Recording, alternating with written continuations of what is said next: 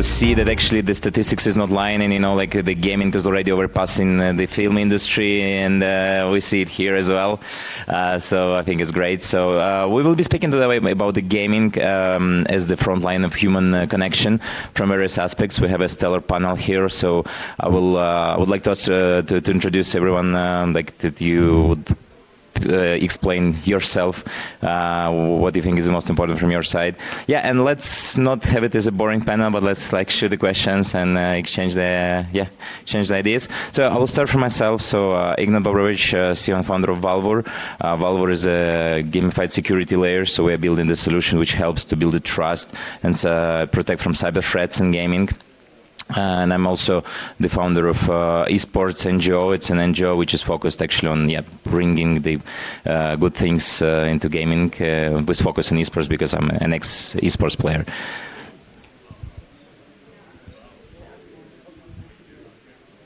Unfortunately, not an esports player. My name's Lucy Chow. Future. Future. Yes. So my interest in gaming started when I started deep diving and looking at investing in that space, which brought me to writing a book called Changing the Game, Discover How Esports and Gaming Are Redefining Business, Careers, Education, and the Future. So it's got everything and the kitchen sink for a while, and I think we're going to be covering all of this. And most recently, I was really honored to be a CES Innovation Judge for the gaming sector.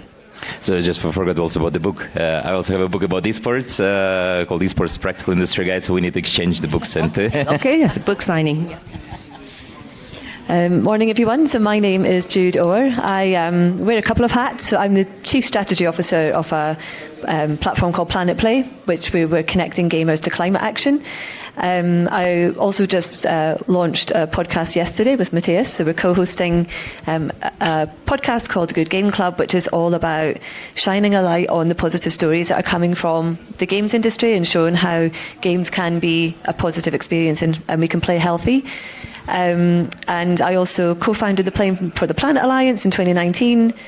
So that's bringing the games industry together to look at how do we decarbonise, as well as encourage games to raise awareness of climate action and take more action. And also an author with Matthias as well.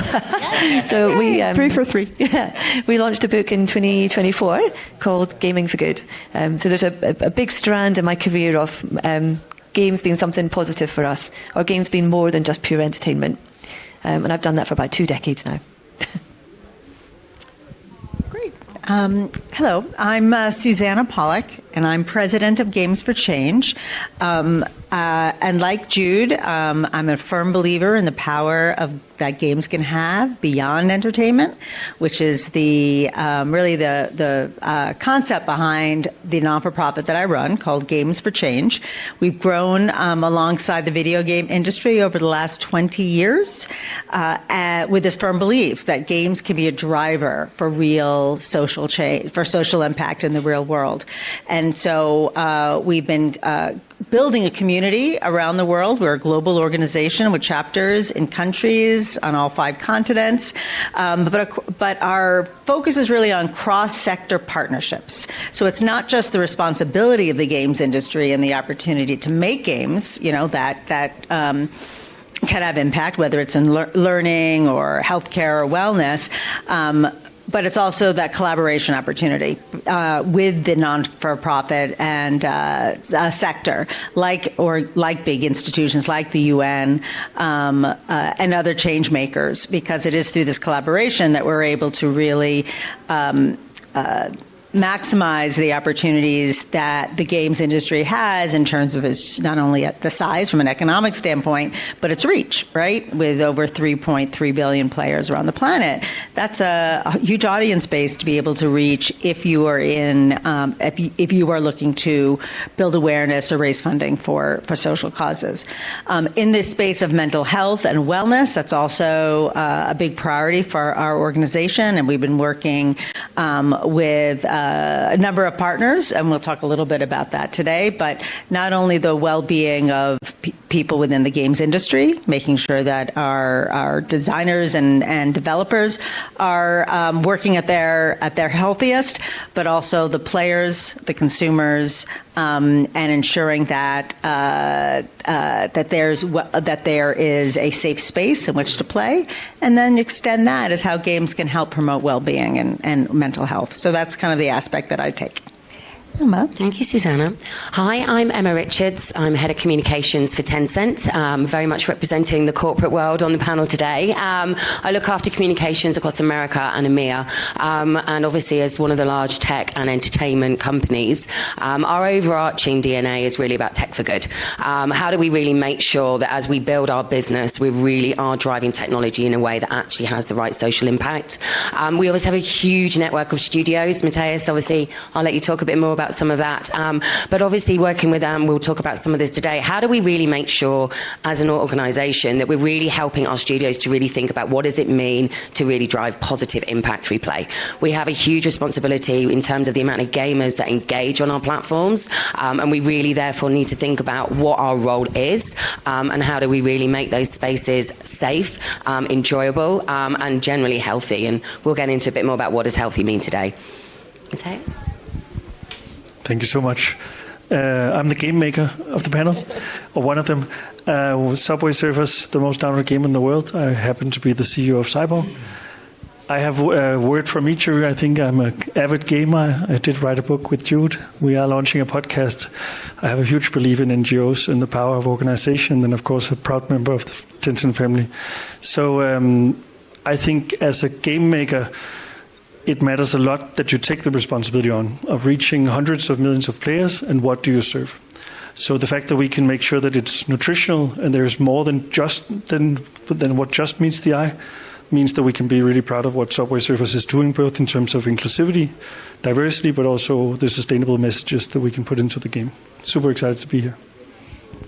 Great. So thank you for the introductions, and let's start this conversation. And I would like to probably start from showing the outlook of gaming, game for good, play for good, right? Because people it is considered that gaming in some countries is less, let's say,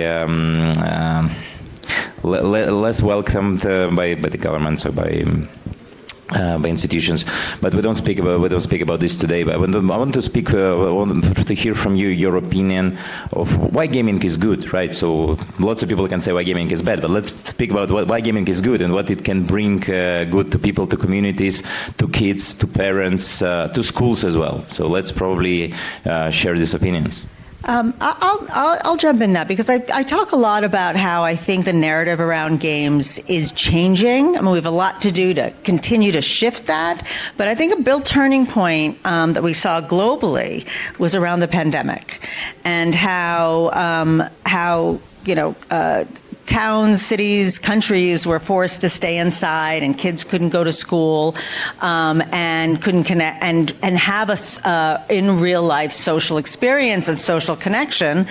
It was through gaming that so many children, it was like a social lifeline.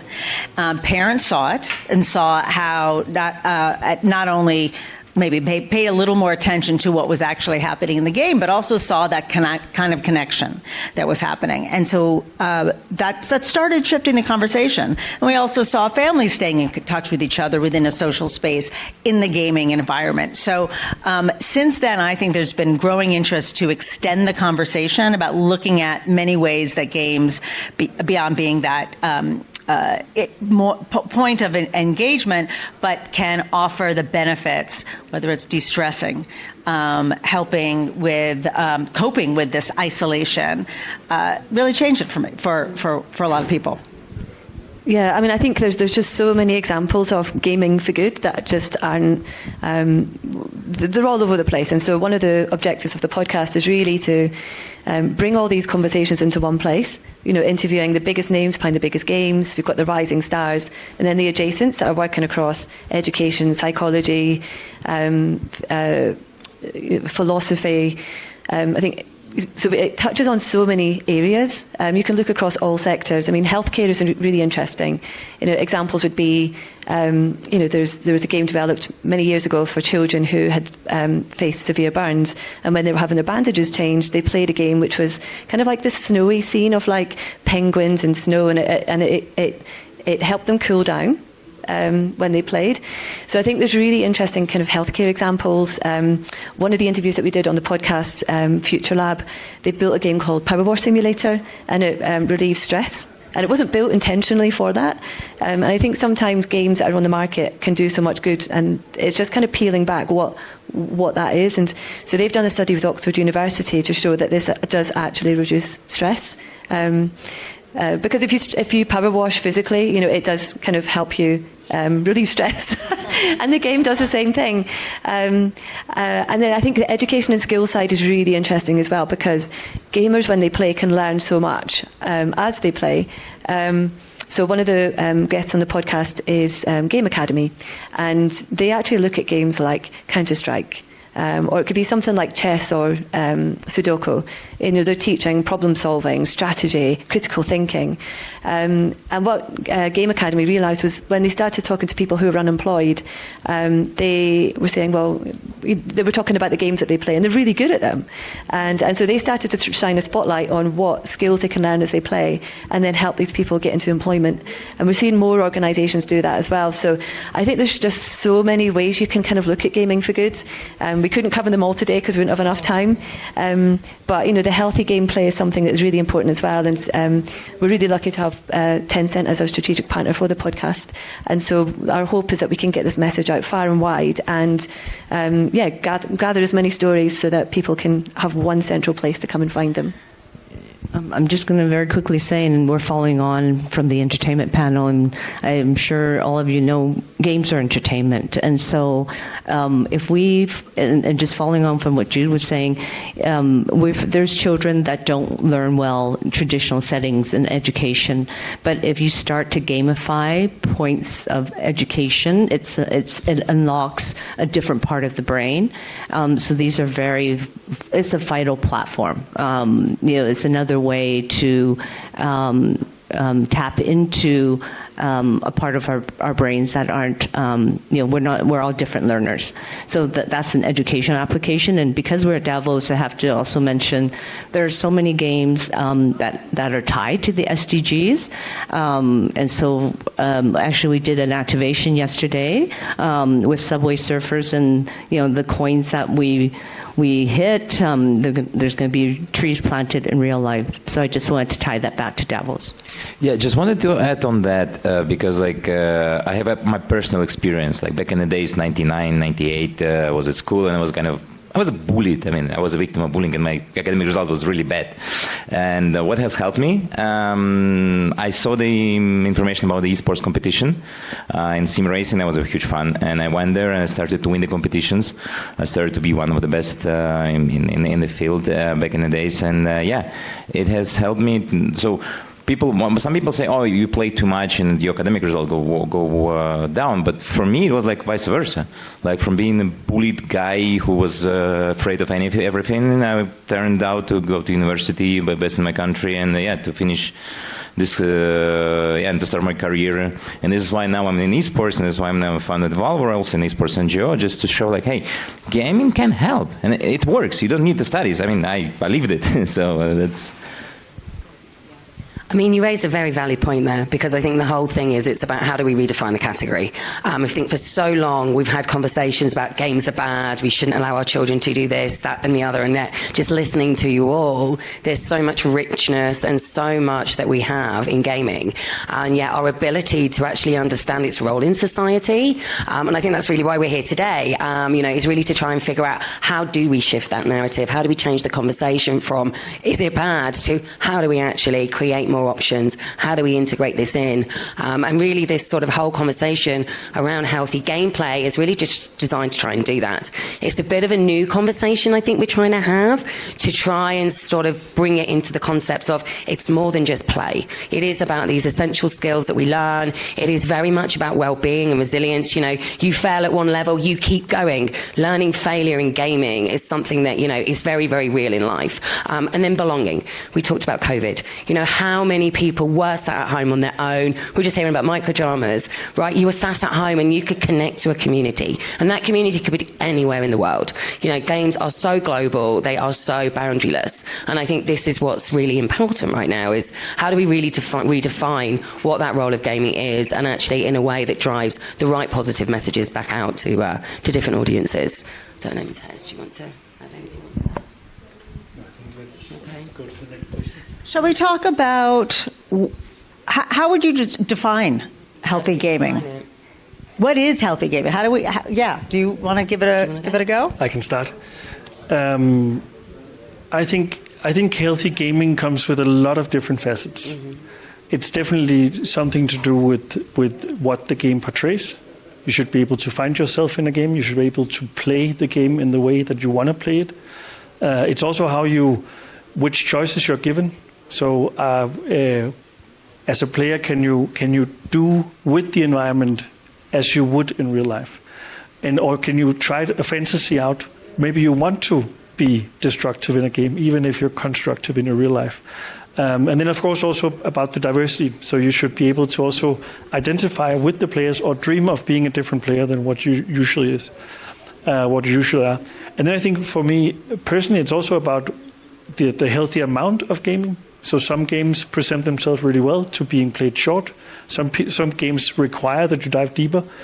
Both are valid, but needs to be balanced again for a healthy sort of diet of gaming. We talk a lot about nutrition, and sort of if you look at all the factors that healthy gameplay could cover, having it as a healthy part of your day, as a healthy part of your entertainment space, also means that you afterwards feel rewarded. You feel that you had a break, or that you learned something, or that you progressed.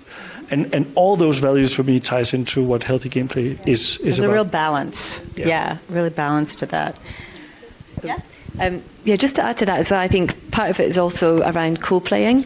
You know, as parents, you know, I think more and more I see parents. I've got a 7-year-old and a 3-year-old, so I constantly get asked in the playground what games other people's kids should be playing or not playing.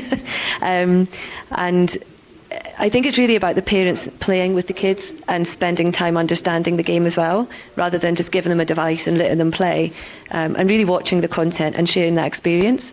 I think I've spoken to many people now about that, you know, the earlier experiences of, you know, the first time gaming and doing that with your parents, and it sticks in your mind. You know, they're creating memories as well. You know, you go out and play football together, that's, you know, creating memories, but also playing games together. But I think it's that for parents to get over the nervousness of what games are and understanding what a game is, I think that's such a critical part of healthy gameplay.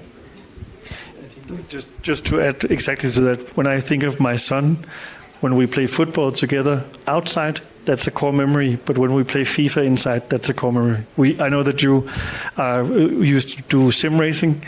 When I do Mario Kart, which is a very kiddie version of racing, then I think that's actually also a really core memory of combating and competing. And I love that that's a healthy shared experience as a gamer.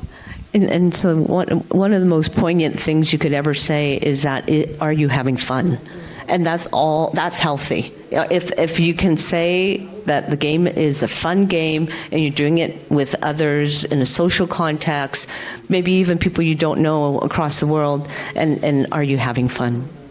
Yeah, and I would like to add the perspective of the world healthy, and then like what is healthy social media consumption, what is healthy sports, what is healthy like AI usage, right? It's so many layers, and from that perspective, I would like to tell that from what I understand and how we see from working with against the cyber threats, we see that healthy gaming for us in a sense is the gaming where there is a trust. and between kid and parent. When there is a trust between kid, parent, and the other ecosystem members, can be school or like, I don't know, other social, let's say, interaction. And when we say social interaction, what can happen like in a game? When the kid is playing, right? It's something like when the kid is on the social media. You as a parent and the kid doesn't know who behind the screen, right? And this is an also very important element, which unfortunately is there. And although the game can be fun, and the more it's fun, the bad things can happen there, right? So, and this is why we believe that health is also super important, to have the trust between the stakeholders, and the stakeholders, definitely kids and parents. And playing together is one of the important things where you should not the parents should not stigmatize it. Parents should not like say, well, I'll forbid you to play, because if parents are trying to forbid the game, most probably the kid will just find a way to bypass it, and he or she will be playing it at school and somewhere. And the problem there is that if something bad will happen, there is a double reason not to tell it, right? So so health is where the trust is, and the health is Idea passed. Okay. It will come back. I think the other thing, and Matthias, you touched on it as well, about with if you've got a massive audience, you've got a great responsibility in terms of the content and how you treat those players and interact with them. And if you think about gaming, it's a two-way conversation, and so understanding what your players care about and or any kind of challenges they're facing. I've got one example of a studio that we worked with many years ago, who had a player who was getting bullied in the real world, and they contacted the studio because they played the game every day and they loved the game, and that was their world. So they contacted the studio, and the studio reached out to us as a company we were connecting games to real world impact. So we connected them up to a bullying kind of mental health charity, and they managed to help this player because they were at the point of being suicidal. And then that made them think, how many players are facing this? How many players can we help? So they ended up doing a big campaign for years, putting in-game items into their game. The players would buy the item. It's like a special bundle in-game. But it also raised awareness of the bullying charity and gave a direct line that players could contact. But by buying the item, they were basically funding this helpline it funded a 24-hour helpline for years. So they were saving. They can't give an exact number, but they were protecting and saving lives because they listened to one player and realised this was a common problem across all the players. So I think listening to the players and thinking about what you can do for them to make the game an experience and help them in the real world too. And that could go across a number of issues. I mean, we've done surveys on players to find out how they feel about climate change, and over 80% said that they felt like games were a great tool to take climate action. And I think that's really valuable, because then you can think about, well, we could do green actions in our game. We can, buy an in-game item and plant a real-world tree and take away this feeling of, disempowerment from climate change, to actually take an action, even though it's a small action in a game. And then I think the whole sense of belonging and how you. That's what I was going to say. I'll do a short bit and you can supplement. No, but I think the fact that we are played by between 100 and 150 million people every month, and we want you to be able to find yourself in the game. But also, if you are not born like you would have wanted to be, if you're missing a limb, you can still run. If you're lisping, you can still be fluent. If you're shy, you can still be brave in a game. And I love that games enable that. In one of the episodes for the podcast, we interview Special Effects, which is an NGO in London, on the UK, that helps people with disabilities or any impediments to play to be allowed to play anyway. And what was so touching about that conversation is that they help many ones. So each one that they help all of a sudden gets a belonging that they otherwise were prohibited from. So the fact that they might not have full movement with their hands or can only move their eyes, the second you can connect that player to an ecosystem where they can play, some of the most touching examples were siblings that all of a sudden could play together. And instead of having a disabled sibling that was just not able to participate, all of a sudden they were competitors or friends in the game. And I think that's a massive step forward for what games can also do. Yeah. So just connecting the dots about belonging, social connection, trust. This exists, and it's important that it exists within the gameplay. but also outside the gameplay. And so it's an ecosystem, really, for not like a human-centric ecosystem, right? It's your experience with a game, and that's influenced by the developers and the designers, whether it is, there's opportunities to have that positive interaction with others. It's the other people who are playing the games. Then it's also, I think it's the communities that love these games. I mean, we're not here specifically to talk about streaming, but there's also that community within the gaming ecosystem and in esports, true? Like gaming is such a broad there's so many facets to it that when we think about well-being, when I like to talk about well-being, to realize that it's not just what happens within the gameplay, right? It's happening without it. Which also leads me to say, to ask or to see if anyone had thoughts about other kind of inputs or contributors to well-being in this space. You talked about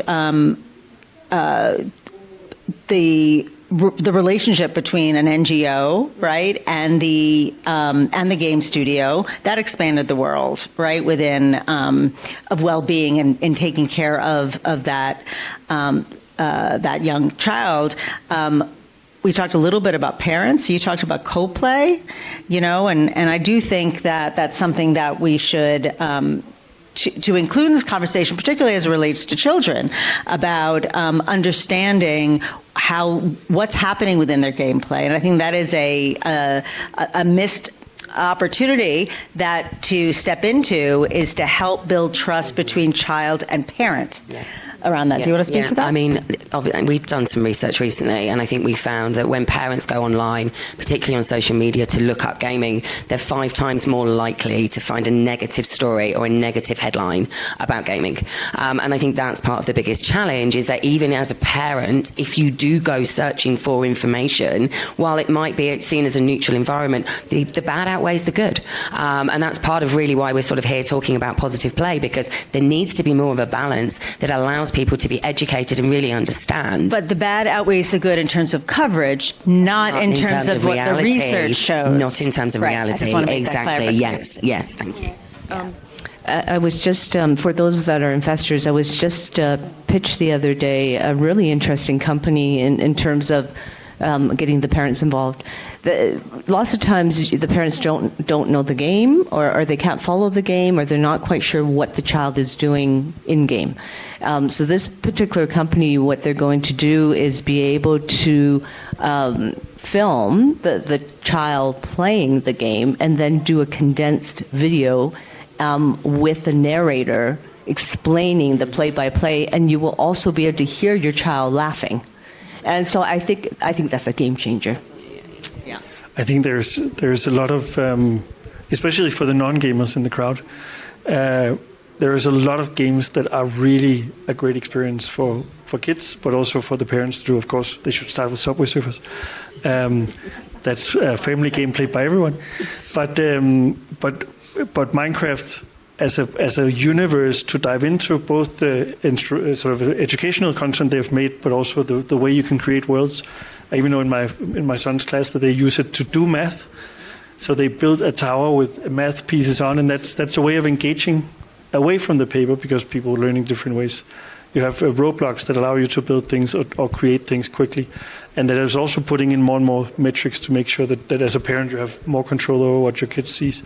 And then I think Apple Arcade as a way of doing a framed ecosystem and saying, in here, as a parent, you can just let your kid play everything because it's a protected ecosystem. You don't have to worry about anything.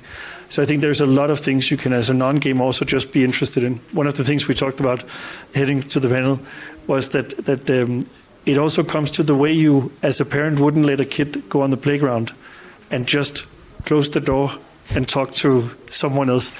As a parent, you have to step in and build that trust, but also that relationship, that vocabulary with your kid to say, I want to learn why you're laughing. I want to learn why you're screaming. Is this zombie game too much for you? Then maybe that's not what you should be playing. But you seem really happy every time you play this game. Maybe that's what you need to play more of when you have time. So in conversations with parents we're doing some work with Tencent around providing resources to parents on and how to understand their children's gaming experiences, how to support them, and how to have conversations and ask the questions that you may not realize to ask. And there's something came up about how to avoid the meltdown and the tantrum when they're told to stop playing. Dinner's ready. Done. Get off. And it's because there's lack of often understanding that they're in the middle of a game. And there might be other people they're playing with. Like it can't work that way. But the parents don't understand that. So to have this conversation saying, all right, dinner's at 6:30, giving them the 15-minute warning, give them a 5-minute warning. And so by the time that it's time, they're emotionally and they're prepared, they're regulated, and they can tell their friends, time to go. And that's just something that doesn't come to mind.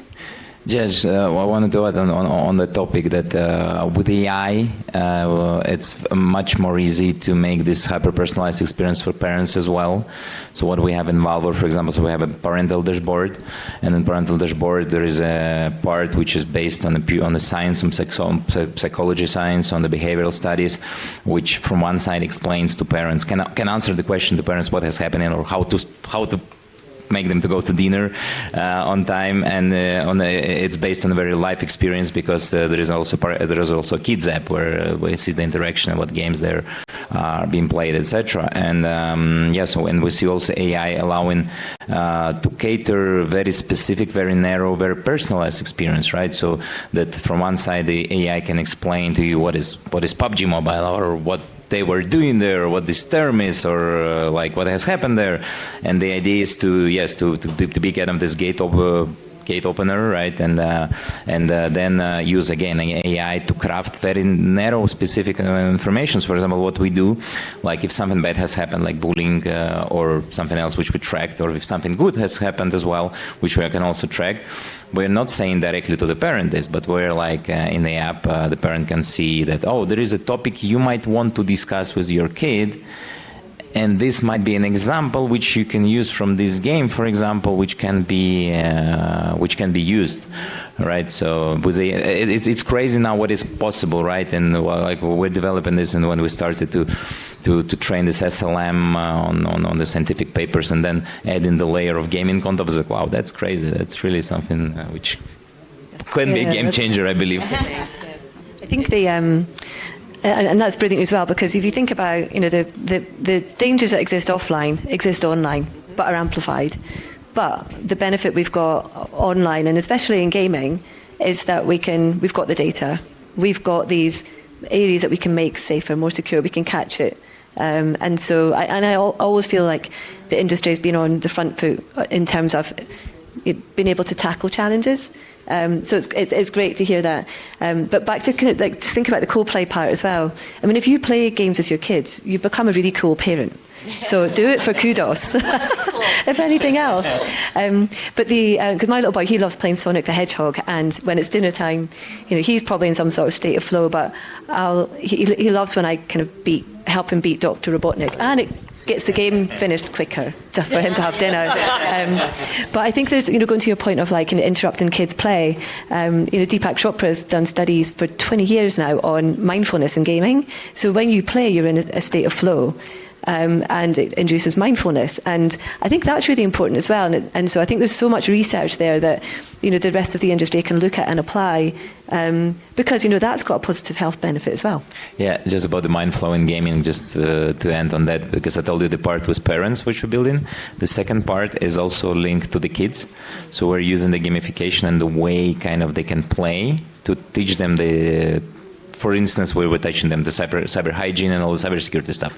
But what we see now as well, that it is possible to kind of create these gamified experiences, allowing parents or teachers explain some boring topics. Like, for example, we're now experimenting, like just recently before going here, we were doing something like about Niagara Falls in the app and explaining what is it. And we created the universe of gamer characters, which will explain them what it is and how it works. So, and we believe that this can be actually the game changer also to get from social media, because like the competitors of gaming are social medias and like movies or like this quick content. I would like to be the books and the sports being the competitor, but it's not, right? So, and I believe that we are here. All I hear is like everyone of here on the panel is like thinking how to make gaming better and how to make good from gaming.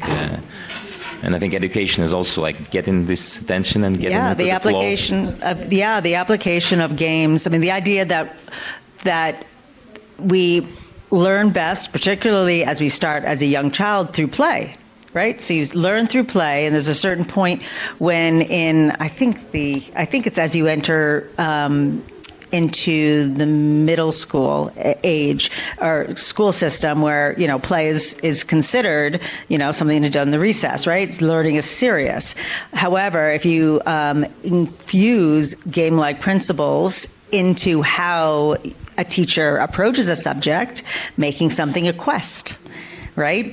Do role playing, collaborative work, all these wonderful things that go into games to have deeper impact. There's in fact a school in New York City called Quest to Learn, and it is a school entirely built on game design principles. It's really, really fascinating.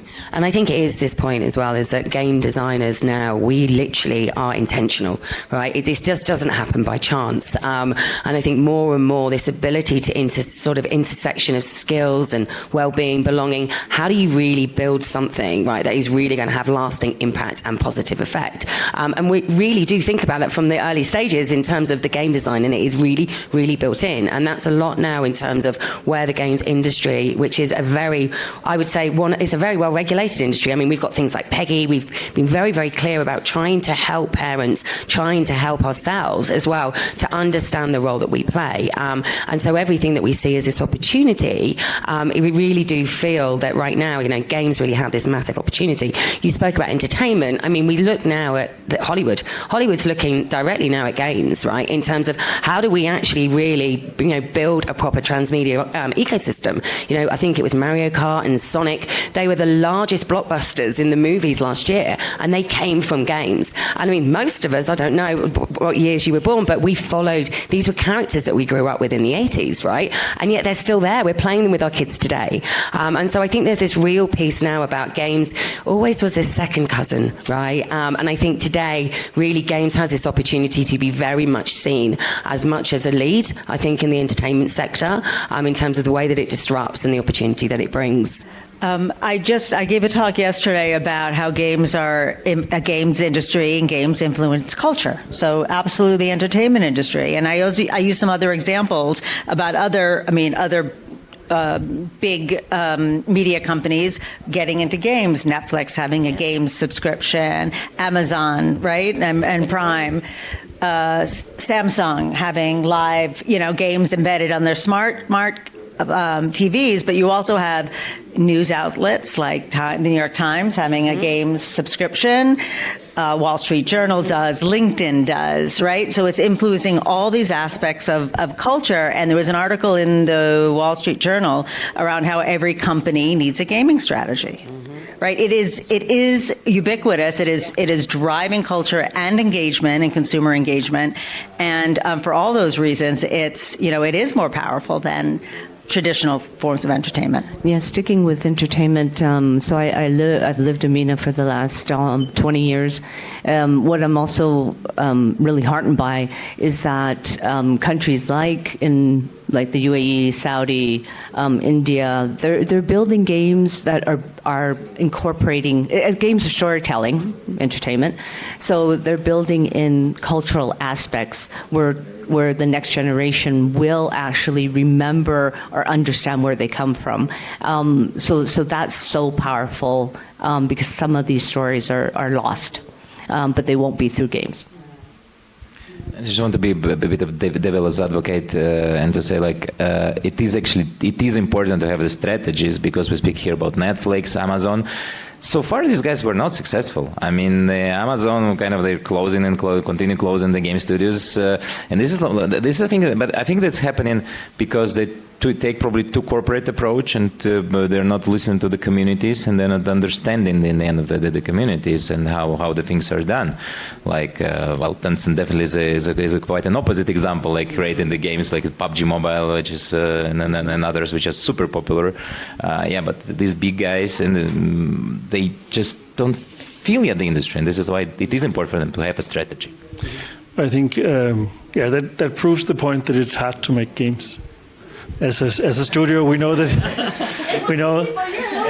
Subway Surfers came out in 2012, still going strong. But we also know through other attempts that it's not just all hits. You also have to have some misses. But I think what's interesting, and as we're nearing the end of the session, I think what's interesting both from other platforms trying and from all these things that we're discussing, we start to have a vocabulary. We start to have the discussions. We start to have parents who have played themselves.